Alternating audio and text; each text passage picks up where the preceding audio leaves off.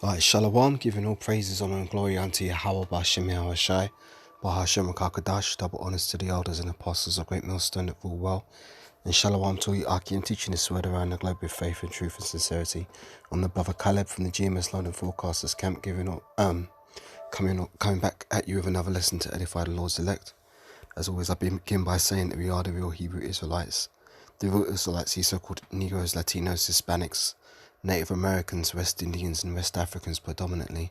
However, you are going to find Israelites that do look like the other nations because Israel has been scattered amongst all people throughout our various captivities. But if your seed line by your forefathers goes back to the man in the Bible that was named Israel, then you too are an Israelite no matter what you may look like. Because the book of Numbers chapter 1 and verse 18 states that your nationality is determined by the lineage of your forefathers. So I just want to do a lesson here touching on some of the topics that Apostle Tahar mentioned in one of his latest videos. He mentioned Luke 19 verse 43. Let me get that here. Luke 19 verse 43.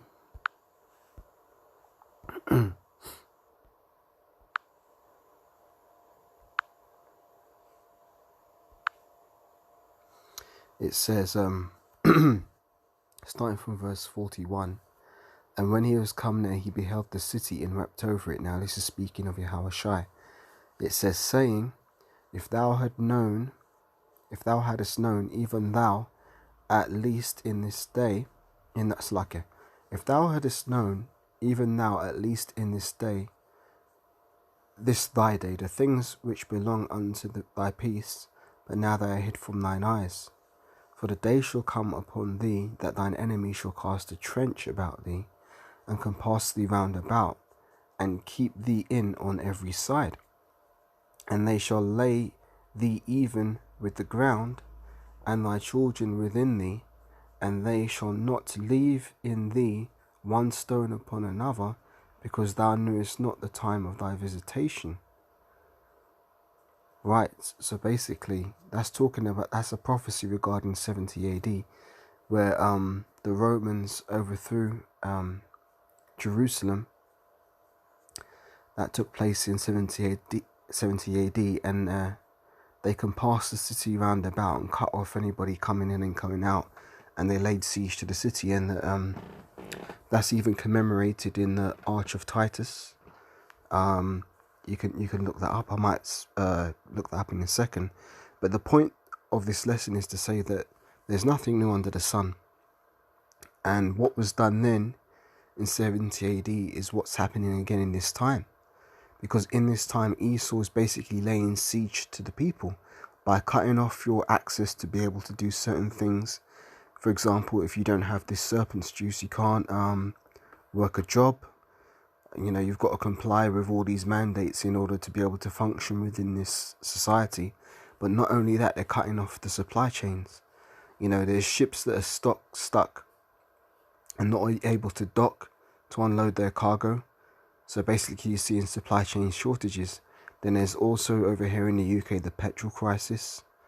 Then there's also the energy crisis. All these energy companies are, folding, and that means that they're having to increase their costs to the customers for your energy, gas, and electricity. Furthermore, you're seeing supply chain breakdowns in food. Like whenever you go to the supermarkets now, you're seeing a lot of shelves that are empty. So they're laying siege to you on every front. And just yesterday I done a video going into how they're going to be fluoridating the water. So basically Esau's moving on all fronts, and this is all a calculated scheme, because he's basically laying siege to the people to force them into his agenda, into his trying to bring about his own agenda. So let me go here. This is from Wikipedia. This is what it means, what the word siege means, okay? Because Esau is employing siege warfare tactics right now. It says a siege is a military blockade of a city or fortress with the intent of conquering by attrition or a well-prepared assault. Now, this is a war of attrition. A war of attrition is where you gradually weaken your opponent over time. It's like rather than going for a quick, decisive move, you basically weaken your enemy gradually over time. That's a war of attrition. So it says, this derives from the Latin sedere, to sit. Siege warfare is a form of constant, low-intensity conflict characterized by one party holding a strong, static, defensive position. Consequently, an opportunity for negotiation between combatants is not uncommon, as proximity and fluctuating advantage can encourage diplomacy. And the art of conducting and resisting sieges is called siege warfare, siegecraft, or poliasetics. It's lucky. The siege occurs when an attacker encounters a city or a fortress that cannot be easily taken by a quick assault. Just look at this whole agenda with the serpent's juice. Esau knows he can't do it by a quick assault. That's why he's having to use these siege tactics, right? As I said, Esau is a cunning. There's nothing new under the sun, and it was recorded in Genesis, the 27th chapter. No, Genesis 25, I believe, that Esau was a cunning hunter. Let's get that.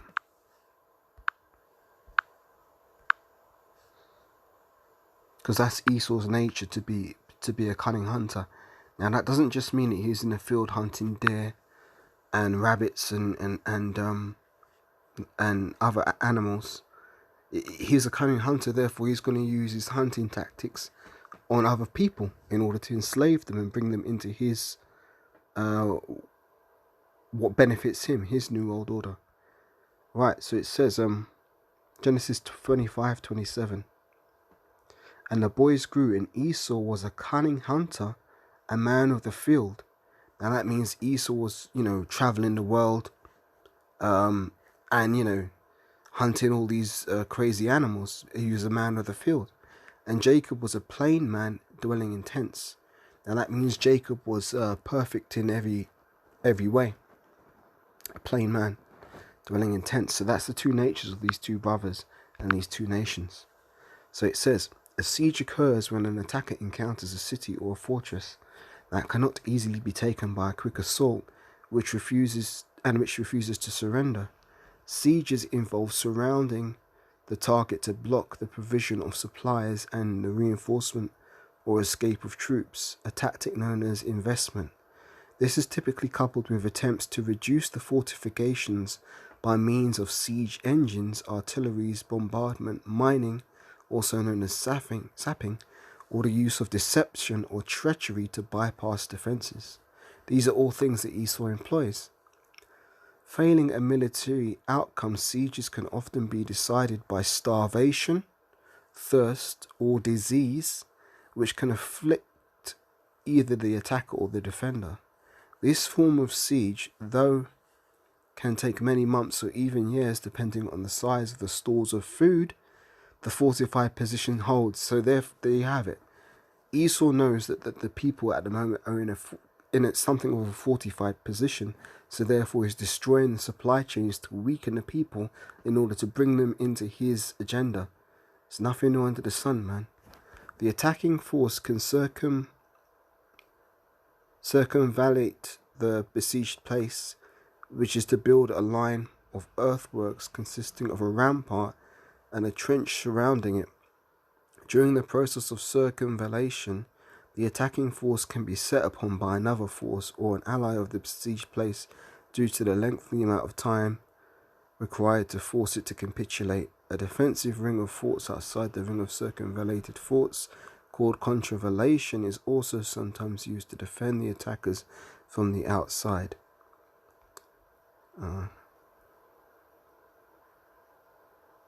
I'll just read this one thing. Ancient cities in the Middle East show archaeological evidence of fortified city walls during the Warring States era of ancient China. There's both textual and archaeological evidence of prolonged sieges and siege machinery used against the defenders of the city walls. Siege machinery was also used as a tradition of the ancient Greco-Roman world. Seeing what are we in now? We're in a revival of that Greco-Roman world, During the Renaissance and the early modern period, siege warfare dominated the conduct of war in Europe. Leonardo da Vinci gained as much of his renown from the design of fortifications as for his artwork. That's interesting. Something that you wouldn't really know. Just read this one more paragraph, then I'll get some precepts and close this out. Medieval campaigns were generally designed around a succession of sieges. In the Napoleonic era, increasing use of ever more powerful cannons reduced the value of fortifications. In the 20th century, the significance of the classical siege declined. With the advent of mobile warfare, a single fortified stronghold is no longer as decisive as it once was. While traditional sieges do still occur, they are not as common as they once were due to changes in the modes of battle, principally the ease by which volumes of destructive power can be directed at a static target, onto a static target. Modern sieges are more commonly the result of smaller hostage, militant, or extreme resisting arrest situations. So this is what we're in, man, and this is why I recommend you watch this video by Apostle Tahar, because he made the point and he drew the connection and the parallel that what's happening right now with the breakdown of the supply chains for the food, for the energy, for the petrol, for all sorts of goods and services is breaking down because Esau is intentionally breaking his society down in order to rebuild it, because that's why they love the symbolism of the phoenix, because they think they're going to destroy this world and arise and build a better one like a phoenix. Arise from the ash, rise from the flames, you know, like the phoenix. That's one of their symbols. But it's not going to happen because Yahushua is coming to destroy this man's system. Esau is going down and he's not going to be able to prolong his time on the earth because the Most High appointed his bounds that he cannot pass. So his New World Order agenda is going to fail.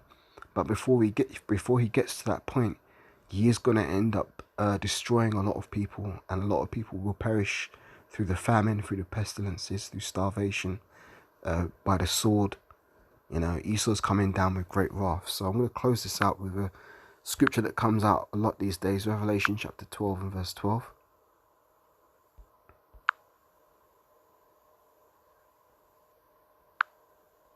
This says, "And therefore rejoice, ye heavens, and ye that dwell in them. Woe to the inhabitants of the earth and of the sea, for the devil, Esau, is come down unto you, having great wrath, because he knoweth that he hath but a short time." So without giving all praises, honor and glory unto Yahweh, Ba'Hashem Yahushai, Ba'Hashem HaKadosh, double honors to the elders and apostles of Great Millstone at Ruwat, and Shalom to you, Akim, teaching this word around the globe with faith and truth and sincerity. Shalom for now until the next lesson. Wa Abba Kwame Shawala.